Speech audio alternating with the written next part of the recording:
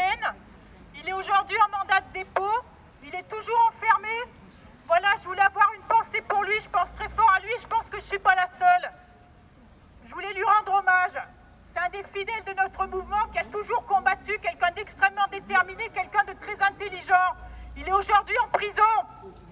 Donc on emprisonne les gilets jaunes sous tous les prétextes. Un parapluie suffit. Donc si on n'appelle pas ça une dictature, je ne sais pas comment on l'appelle.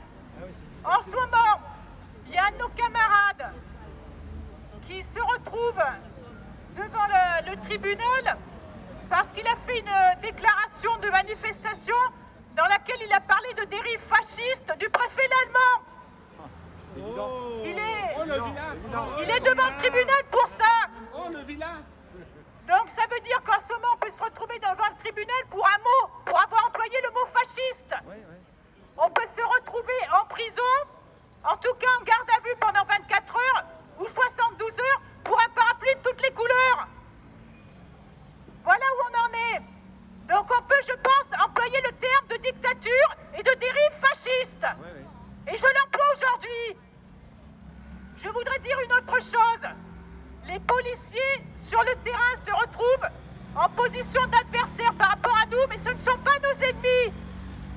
Ils sont victimes comme nous de cette dictature néolibérale. Il y a de nombreux suicides dans leur rang à cause du management délirant dont tous les corps de métier souffrent. Dans la police, c'est la politique du chiffre. Dans les hôpitaux, c'est la tarification à l'acte.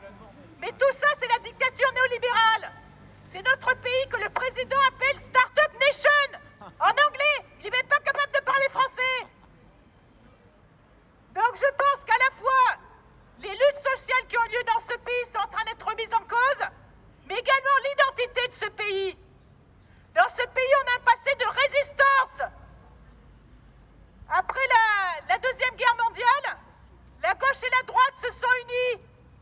Et on a eu le programme qui s'appelait les Jours Heureux.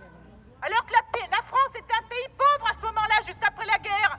Et on a mis en place la sécurité sociale, notamment grâce aux militants de la CGT. Donc là, on n'est plus sur une question de droite-gauche. On est sur une question d'héritage. Qu'est-ce que c'est que la France? Voilà, donc moi je suis dans la rue parce que je défends une certaine idée de la France. La France, ça n'est pas une start-up nation. La France, c'est une grande nation. Bien sûr. Liberté